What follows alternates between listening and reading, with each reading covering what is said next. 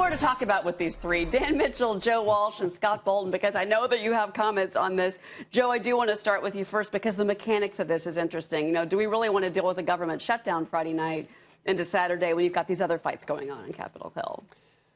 Hey, Cheryl, it's a fair question.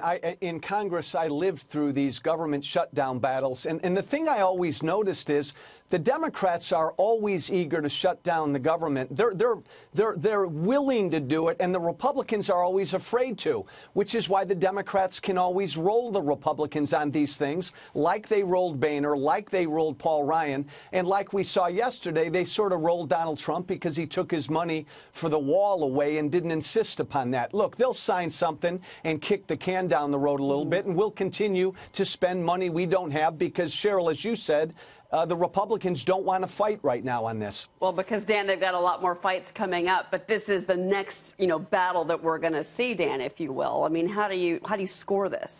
Well, I think what you said before is exactly right. If you're a Republican congressman or congresswoman and you're thinking about what's good for the country, this fight over shutting down the government and whether or not you're adjusting, tweaking some number here or there, that's relatively trivial compared to somehow getting the albatross of Obamacare off the back of the economy. And then also now there's all this excitement about can we actually get a good tax cut to get the economy growing at 3% rather than 2%. So I understand why the shutdown fight, the spending fight has sort of receded into the background.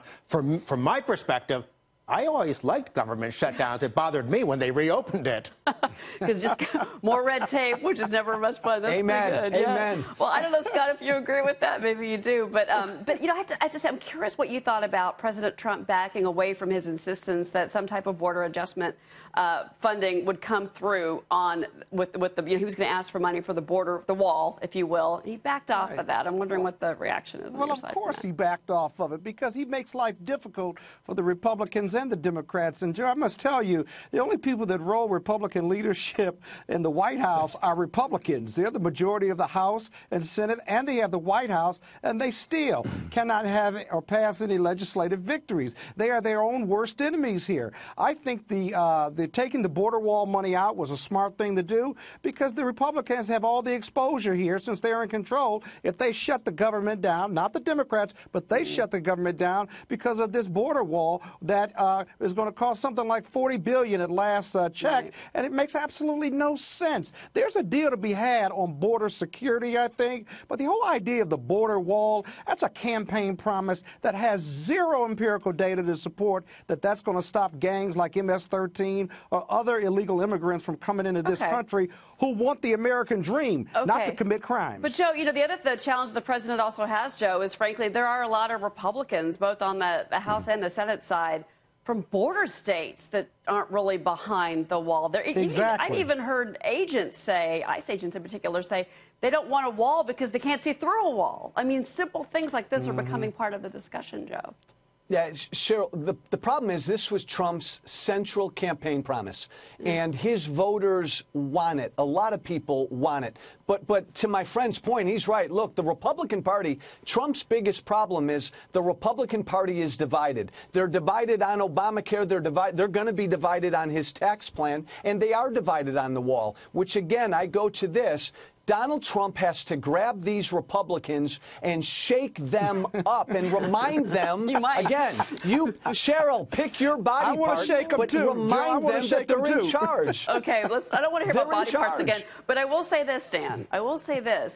It's true. I mean, if the Republicans don't come together on something, and a lot of investors hope it's tax reform. I mean, they can't block it like they did Obamacare.